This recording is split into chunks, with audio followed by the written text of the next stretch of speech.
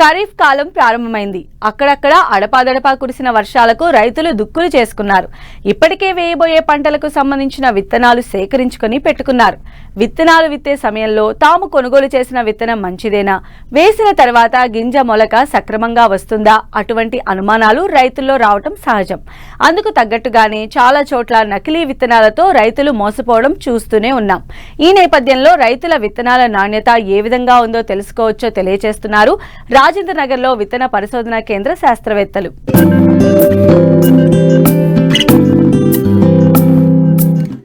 మన దేశం వ్యవసాయక దేశం. దాదాపు 65% పైగా వ్యవసాయంపైనే ఆధారపడి జీవనం సాగిస్తున్నారు. అయితే మారుతున్న వాతావరణ పరిస్థితుల వలన రైతులు ఎన్నో ఒడిదొడుకులు ఎదుర్కొంటున్నారు. ఈ ఏడాది రుతుపవనాలు ఆశాజనకంగా ఉంటాయన్న వాతావరణ కేంద్రం సూచనలు రైతుల్లో కొత్త ఉత్సాహాన్ని నింపాయి. అందుకు అనుగుణంగానే వర్షాలు కురుస్తున్నాయి. ఇప్పటికే పొలం పనులను ప్రారంభించిన రైతులు దృష్టి పెట్టాల్సిన మరొక కీలక అంశం నాణ్యమైన విత్తనాల ఎంపిక. దాదాపు అన్ని రకాల పంటల్లోనూ హైబ్రిడ్లు రాజ్యమేలుతున్న ప్రస్తుత తరుణంలో రైతులు కాస్త మెలకువగా వ్యవహరించాలి. అధిక దిగుబడులు సాధించి మంచి ఫలసాయం పొందాలి అనేదే అందరి భావన.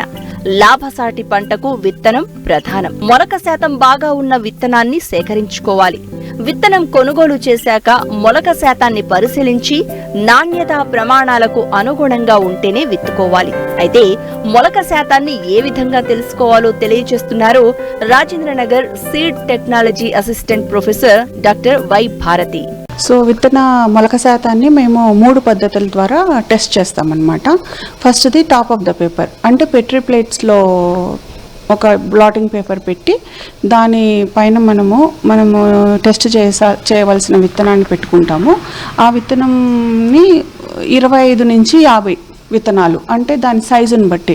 వెజిటేబుల్ సీడ్స్ చాలా చిన్నగా ఉంటాయి, లైక్ టమాటా సీడ్ కానీ, చిల్లీ కానీ, బ్రింజాల్ కానీ, అలాంటి విత్తనాలని మనము ఈ top of the paper method Petri ప్లేట్లో పెట్టుకొని దాని యొక్క మొలక శాతాన్ని పరీక్షించుకుంటాము. రెండో మెథడ్ వచ్చేసి between paper towel method.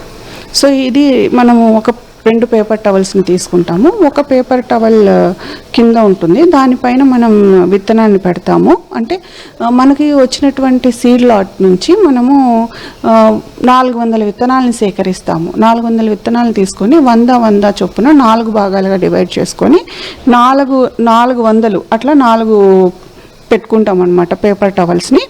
So 100 సీడ్కి ఎన్ని మొలకెత్తాయి అనేదాన్ని నిర్ధారిస్తాము. పంట రకాన్ని బట్టి కొన్ని ఏమో మనకి 7 రోజులకే వస్తాయి జర్మినేషన్, కొన్ని ఏమో మనకి 8 నుంచి 14 రోజుల వరకు కూడా జర్మినేషన్ టైం పడుతుంది. సో 7 రోజులకి మనం ఇప్పుడు నేను చూపించేటువంటి రకం వచ్చి మొక్కజొన్న రకము. సో దీంట్లో normal seedling, abnormal seedling, dead ఆ సీడ్లింగ్స్ కింద లెక్క కడతాం. నార్మల్ సీడ్లింగ్ అని అంటే మనకి రూట్ అండ్ షూట్ రేషియోని 2, రూట్ మంచిగా పెరిగి ఉండాలి, షూట్ కూడా అలానే మంచిగా పెరిగి ఉన్నదాన్ని నార్మల్ సీడ్లింగ్ కింద లెక్క కడతాం. ఎన్ని నార్మల్ సీడ్లింగ్స్ వచ్చాయి అని. తర్వాత అబ్నార్మల్ సీడ్లింగ్స్, ఈ మొక్కజొన్న గింజని కనుక చూసినట్లయితే దీంట్లో రూటు షూటు సరిగా పెరగలేదు, దీన్ని మనం అబ్నార్మల్ కింద లెక్క తీసుకుంటాం అన్నమాట. అలా తీసుకొని ఎన్ని జర్మినేషన్ వచ్చాయి, 100లో 90 వస్తే 90% జర్మినేషన్, 95 వచ్చాయంటే 95% జర్మినేషన్ కింద కట్టి మనము దాని యొక్క జర్మినేషన్ మొలక శాతాన్ని లెక్క కడతాం. సో ఇక్కడ దీంతో పాటు వివిధ రకాలు ఉన్నాయి అన్నమాట. అంటే జర్మినేషన్ టెస్ట్ చేసేవి సోయా చిక్కుడు విత్తనము. సో వివిధ రకాలని పంట రకాలని మేము ఇక్కడ టెస్ట్ చేస్తాం. అంటే వెజిటబుల్ సీడ్ కానీ, లేకపోతే ఫీల్డ్ క్రాప్స్ కానీ అన్నీ. సో దీంట్లో ముఖ్యంగా సోయా చిక్కుడు, మొక్కజొన్న, ఇక్కడ మీకు చూపిస్తున్నటువంటివి టొమాటో, అండ్ దెన్ ఇవి small millets like pearl millet అంటే కనుక సజ్జలు, కొర్రలు, అరికలు, రాగులు, వీటన్నిటిని కూడా మేము టెస్ట్ చేస్తున్నాము. సో ఇది పేపర్ టవల్ మెథడ్, అంటే బిట్వీన్ పేపర్ మెథడ్. ఇంకో మెథడ్ వచ్చి శాండ్ మెథడ్. ట్రేలో మేము మనకి కావాల్సిన విత్తనాలు, అంటే మేము ఇక్కడ ప్యాడీ పెట్టాము, అంటే వరి రకాన్ని ఆ ట్రేలో పెట్టామన్నమాట. 100 సీడ్ని తీసుకొని 100 సీడు ఎన్ని జర్మినేషన్ వచ్చాయి. సో రైతులు మోస్ట్లీ వాళ్ళు కొన్న విత్తనానికి మొలక శాతం నా విత్తనంలో ఉందా లేదా అని తెలుసుకోవాలి అని అనుకుంటే వారి ఇంటి దగ్గరనే వాళ్ళు కొన్న విత్తనాన్ని వాళ్ళు పరీక్ష చేసుకోవచ్చు అనమాట. ఎలా అంటే ఇంట్లో తొట్టులు కానీ పూల కుండీల తొట్టులు, ఇసుక తొట్టులు కానీ ఉన్నాయనుకోండి, అలా శాండ్ మెథడ్ని అంటే కొంచెం ఇసుకని మరి రాళ్ళు అవన్నీ లేకుండా కొంచెం జల్లించుకొని ఆ తొట్టిలో నింపుకొని వాళ్ళు కొన్న విత్తనం నుంచి మధ్యలో నుంచి అంటే పైన విత్తనం కాకుండా బాగా కలిపేసి మధ్యలో నుంచి విత్తనాన్ని సేకరించి ఒక 100 విత్తనాలని ఆ తొట్టిలో కనుక నాటుకున్నారు అని అంటే ఆ నాటుకున్న విత్తనంలో నుంచి మళ్ళీ ఒక 3 నుంచి 7 రోజుల వరకు వాళ్ళు రోజు చూసుకుంటూ ఉండాలి ఎన్ని వచ్చాయి మొలక, 100లో ఎన్ని మొలక వచ్చాయి. సో అది అతని యొక్క మొలక శాతం. అంటే అతను కొన్న విత్తనం పైన ఉన్న లేబుల్ అంటే ఫర్ ఎగ్జాంపుల్ 95% అతనికి మొలక శాతం ఉందని ఆ లేబుల్ పైన ఉండొచ్చు. ఉన్నప్పుడు అతను టెస్ట్ చేసుకున్నప్పుడు ఎంత వచ్చింది శాతం, ఏమైనా తగ్గిందా, అదే ఆ లేబుల్ పైన ఉన్నటువంటి మొలక శాతమే ఉందా అని అతను కూడా ఇంటి దగ్గరే తను నాటక ముందు అంటే వరి కాదు ఏదైనా పంటని తను నాటుకునే ముందు తను టెస్ట్ చేసుకోవచ్చు. సో ఈ పేపర్ టవల్స్ని వీటికి దీనికి కావాల్సినటువంటి టెంపరేచరు, రిలేటివ్ హ్యూమిడిటీ అంటాము అంటే తేమ శాతము, తర్వాత దాని లైట్, ఈ 3 ఉండాలి. సో వీటిని మేము వాకిన్ జర్మినేటర్ అనేది మా ల్యాబొరేటరీలో ఉంది. సో ఈ వాకిన్ జర్మినేటర్లో పెట్టి దాన్ని 7 రోజుల తర్వాత లేకపోతే 14 రోజుల తర్వాత మేము టెస్ట్ చేస్తాం. ఇది మొలక వచ్చింది కదా, దీని నుంచి మేము ఒక రిపోర్ట్ ఇస్తామండి. అంటే ఈ విత్తనానికి ఇంత మొలక శాతం ఉందని రిపోర్ట్. ఆ రిపోర్ట్ ద్వారా వాళ్ళు అమ్ముకునేటప్పుడు దాని లేబుల్లో వాళ్ళు రాసుకుంటారు. అంటే విత్తన మొలక శాతం అనే జర్మినేషన్ పర్సెంటేజ్ అనేది లేబుల్లో మనం మెన్షన్ చేస్తాము. ఆ లేబుల్కి ఈ రిపోర్ట్ నుంచి వచ్చిన వాల్యూస్ వాళ్ళు యాడ్ చేసుకుంటారు. వాళ్ళు సర్వీస్ శాంపిల్స్ కింద మాకు పంపుతారు. అంటే ఒక టెస్ట్ ఇప్పుడు ఫర్ ఎగ్జాంపుల్ జర్మినేషన్ టెస్ట్ చేయాలనుకో మేము ఛార్జ్ చేస్తాం 200 రూపీస్. అదే మాయిశ్చర్ టెస్ట్ చేయాలనుకోండి 100 రూపీస్, అలా ఛార్జ్ చేస్తాం. ఆయా ప్రాంతాలకు అనుగుణంగా నీటి లభ్యతను బట్టి పంటలను ఎంచుకోవాలి. తర్వాత సాగు చేయబోయే పంటలో ఏ రకాలు అందుబాటులో ఉన్నాయో తెలుసుకోవాలి.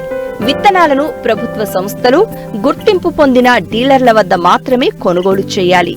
విత్తన సంచులపై ఉన్న సమాచారాన్ని పూర్తిగా చదివి వాటి యొక్క జన్యు, భౌతిక స్వచ్ఛత వివరాలు తెలుసుకొని మాత్రమే కొనుగోలు చేయాలి. సో మే 24వ తేదీ మన వ్యవసాయ విశ్వవిద్యాలయం పరిధిలో ఉన్నటువంటి అన్ని పరిశోధనా స్థానాల్లో కూడా విత్తనాల అమ్మకం అనేది పెట్టడం జరిగింది. అక్కడి నుంచి రైతులు చాలా మటుకు వారికి కావాల్సిన విత్తనాలని సేకరించుకొని తీసుకొని వెళ్ళడం కూడా జరిగింది. సో తీసుకెళ్లిన విత్తనాలని పంట విత్తుకునేంత వరకు వాళ్ళు సరైన ప్లేస్లో అంటే విత్తనాలకి తేమ తగలకుండా వారి ఇళ్లలో ఏదైనా చిన్న పలకలు లాంటివి చెక్కతో చేసిన పలకలు కానీ ఉన్నటువంటి ఒక 1 ఇంచు 2 ఇంచులు హైట్లో ఆ పలకను అమర్చుకొని దానిపైన వాళ్ళు విత్తనాలను పెట్టుకున్నట్లయితే నేల నుంచి కానీ లేకపోతే గోడలకి దగ్గరగా ఆనించడం ద్వారా వాటి నుంచి వచ్చే తేమని ఆ విత్తనాలకి తగలకుండా మంచిగా విత్తనాలని వాళ్ళు కాపాడుకోవచ్చు. ఇంకొకటి కొంచెం కూల్ ప్లేస్లో అంటే ఎండ ఎక్కువగా లేని ప్లేసెస్లో వాళ్ళు విత్తనాలని పెట్టుకోవాలి. వాళ్ళు సేకరించినటువంటి విత్తనం యొక్క నాణ్యత ఎలా ఉంది అని వాళ్ళ స్థాయిలోనే వాళ్ళు తెలుసుకోవాలి అని అనుకున్నారంటే ఇంట్లో తొట్టులు కానీ కుండీలు కానీ లేకపోతే చిన్న ట్రేలు కానీ ఉంటే వాటిలో ఇసుకని నింపుకొని దాంట్లో కొంచెం రాళ్ళు ఏమన్నా ఉంటే ఏరేసి ఆ ఇసుకలో వాళ్ళు విత్తనాలని వాళ్ళు కొన్నటువంటి విత్తనం నుంచి మధ్యలో నుంచి కొన్ని విత్తనాలను సేకరించి 100 నుంచి 400 విత్తనాల వరకు ఒకవేళ 4 తొట్లు ఉంటే ఒక్కొక్క తొట్టిలో 100 విత్తనాలను పెట్టుకొని నాటి వాటి యొక్క మొలక శాతం ఎలా ఉంది అనేసి వాళ్ళు గమనించుకోవచ్చు. అంటే అతను కొన్న విత్తనం యొక్క మొలక శాతం కరెక్ట్గా ఉందా లేదా. ఎందుకు పరీక్షించుకోవాలి, ఈ మొలక శాతాన్ని మనం ఎందుకు పరీక్షించుకోవాలి అంటే విత్తనం యొక్క మొలక శాతం మంచిగా ఉంది అని అంటే దాని యొక్క విత్తన మోతాదును మనం తగ్గించుకోవచ్చు. ఫర్ ఎగ్జాంపుల్ మనం కొన్న విత్తనంలో 95% మొలక శాతం ఉంది అని అంటే విత్తన మోతాదు రిక్వైర్డ్ విత్తన మోతాదు ఎంతైతే చెప్తామో అంత వేసేసుకోవచ్చు. ఒకవేళ దాంట్లో సరిగా లేదు అనుకో అన్న సమయంలో మనం కొంచెం ఎక్కువ విత్తనాన్ని నాటాల్సి ఉంటుంది. అంటే 70% ఉందనుకోండి మనం విత్తనం కొన్న దాంట్లో విత్తన మొలక శాతం మనకు కొంచెం ఎక్కువ విత్తనం పడుతుంది.